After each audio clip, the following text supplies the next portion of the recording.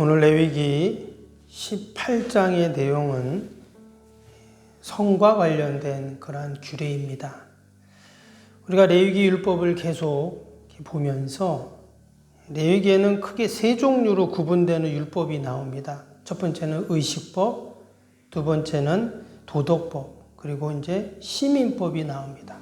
의식법이라고 하면 그래서 우리가 앞에서 보았던 제사법이나 절기에 대한 내용이겠죠. 도덕법은 말 그대로 십계명을 조금 더 확장해서 설명하는 그런 율법들입니다. 그리고 이제 시민법이라고 하면 이스라엘이 신정 통치 국가였으니까 이제 율법이 곧 이제 나라법이 되는 것이죠.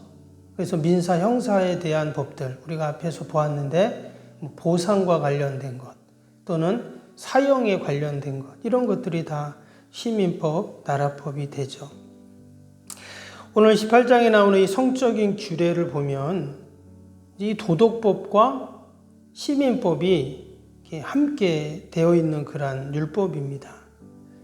우리가 뒤에 다 안 읽었는데 뒤쪽에 보시면 이제 근친상간에 대한 내용이 나오고 또 동성애에 대한 그런 이야기도 나옵니다. 한마디로 문란한 성생활을 말하죠. 타락한 이방 종교의 그러한 성문화를 일체 금하는 이제 그런 내용이 쭉 나오게 됩니다.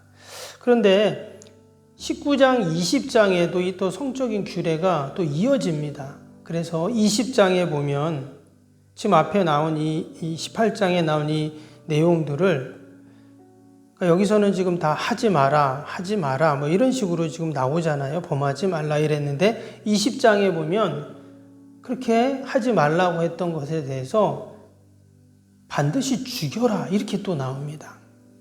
그러니까 그것은 또 이제 형사법에 관련된 것이죠. 사형에 관련된 거기 때문에 그래서 지금 도덕법 또 사회법과 혼합이 되어서 이렇게 같이 되어 있는 율법들입니다. 우리가 이 말씀들을 읽을 때 어떻게 해석을 하고 또 우리가 적용을 해야 되는가 하는 것이 이제 우리가 이 구약 율법을 읽을 때 가장 좀 난제가 됩니다. 예전에 어떤 성도님이 저한테 와서 목사님 성경에는 돼지고기 먹지 말라고 하는 것 같은데 뭐 먹어도 됩니까? 안 됩니까? 또 비닐이 없는 것을 먹지 말라 했는데 먹어야 됩니까? 어떻게 해야 됩니까? 이렇게 물어보는 분이 계셨어요. 여러분 어떻게 해야 될까요? 추어탕 먹어야 됩니까? 말아야 됩니까? 그래서 우리가 구약을 읽을 때 그 말씀들을 우리가 영적인 적용을 해야 된다 하는 것이죠. 지난번에도 그런 말씀 한번 드렸는데요. 이 레위기의 중심 주제는 거룩입니다. 그래서 출애굽한 이스라엘 백성들 내가 거룩하니 너희도 거룩하라 하나님 이렇게 말씀을 하셨는데 사실 그들은 이전까지 거룩이라는 단어를 몰랐죠. 그리고 거룩할 이유도 없습니다. 그런데 이제 하나님께 택함 받은 백성으로 거룩한 제사장 나라로 이제 하나님이 삼아주셨기 때문에 이제 아무렇게나 살면 안 된다는 거예요. 그래서 신에게 제사 드릴 때도 하나님께서 다 이렇게 해라. 이제 거룩에 대한 규정을 말씀하시죠. 뿐만 아니라 먹는 것, 또 앞에 나왔던 아이를 낳고 산후 조리하는 것, 또 질병에 걸렸을 때 그냥 치료하는 게 아니라 거룩을 생각하면서 치료해야 된다는 거예요. 한마디로 이스라엘 백성들이 이제 완전히 새로운 삶의 스타일을 그렇게 하나님이 말씀하십니다. 이제 그게 바로 거룩인데요. 그 기준이 오늘 3절에 보니까 이렇게 말했어요. 3절 보시면 너희는 너희가 거주하던 애굽 땅의 풍속을 따르지 말며 내가 너희를 인도할 가나안 땅의 풍속과 규례도 행하지 말고 그랬어요. 그러니까 그들이 원래는 애굽에 살았죠. 400년 이상. 그리고 이제 그들이 가나안에 또 들어가야 되는데 여기도 저기도 다 어때요? 다 그대로 행하지 말고 새로운 삶을 살아야 된다는 거예요. 근데 이것은 아주 힘든 겁니다. 430년 애굽에서 살았던 그들의 삶의 모습이 있는데 애굽에서 먹던 것, 또 따르던 풍속, 또 그들이 섬겼던 애굽의 신들 근데 이제는 완전히 다른 삶을 살라는 거예요. 우리가 조금만 바뀌어도 얼마나 불편합니까? 근데 완전히 180도 바꿔가지고 지금 살라고 하니까 너무 힘든 것이죠. 그래서 이스라엘 백성들이 늘 불평하는 모습을 봅니다, 우리는. 근데 또 다른 한편으로는 그게 또 어찌 보면 또 맞는 모습이에요. 새로운 스타일로 살려니 얼마나 힘들겠어요. 그래서 어떻게 그 거룩한 백성으로 거룩한 삶을 살 수 있는가? 그래서 이제 하나님이 성막을 짓게 하신 겁니다. 성막을 짓고 늘 그 성막 중심으로, 예배 중심으로 살게 하신 거죠. 성막이 행진하면 그들도 같이 행진하고, 성막이 멈추면 그들도 멈추고, 또 성막을 중심으로 그 12지파가 다 동서남북으로 그렇게 진을 치고, 결국 그래서 그 광야를 지나 가나안에 들어갈 수 있었던 것이죠. 동일하게 현대를 사는 우리 성도들도 마찬가지입니다. 우리도 하나님의 다 택함받은 거룩한 백성들인데, 여러분 세상을 보세요. 세상에 거룩이 있습니까? 근데 우리가 이 세상에서 살아야 되거든요. 때문에 우리도 동일하게 늘 성전 중심으로, 말씀 중심으로, 예수님 중심으로 우리가 살아가야, 그래야 이 땅에서 늘 우리가 승리하는 삶, 거룩한 하나님의 택한 백성으로 살게 될 줄로 믿습니다. 아멘. 오늘 18장부터 20장까지 성과 관련된 규례라고 했는데요. 여러분, 제사가 우리의 영혼에 관련된 규례라면 성에 대한 규례는 우리의 육적인 삶을 성결케 하는 것과 관련이 있는 규례들이죠. 구체적으로 이제 6절부터 그 내용이 쭉 나왔어요. 여기에는 이제 근친상간에 대한 것을 금하는 그런 내용들이죠.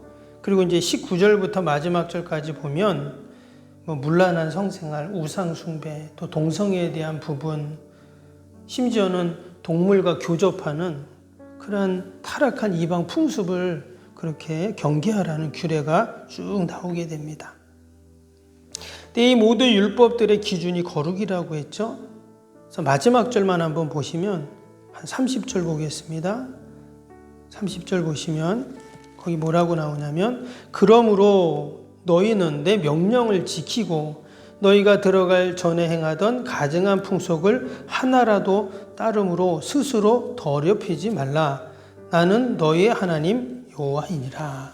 이 부분 두 가지를 말씀하셨는데, 너는 내 명령을 지키라 이렇게 말씀을 하셨어요.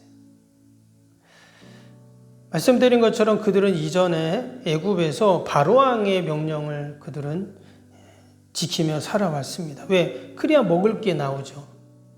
그래야 입을 옷이 나오고 살 집이 생기고, 그래서 바로왕을 그들은 신처럼 여긴 것입니다.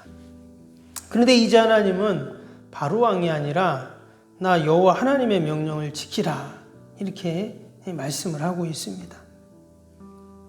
그 하나님의 명령대로 사는 것, 이것이 바로 거룩이라는 거예요. 다른 게 거룩이 아닙니다. 내가 하나님 말씀대로 사는 게 거룩이에요. 우리가 오늘 하루도 거룩하게 살아야 되고, 거룩의 영성을 우리가 지켜야 되고, 또 거룩을 드러내야 되고, 거룩을 이루어 가야 되고, 과연 그게 뭔가? 사실 이게 좀 피상적이거든요.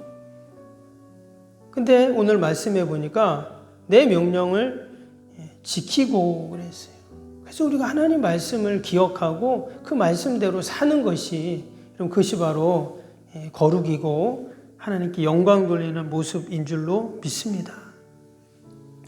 그리고 또 하나가 뭡니까? 스스로 더럽히지 말라 이런 말씀이 나왔어요. 더럽히지 말라.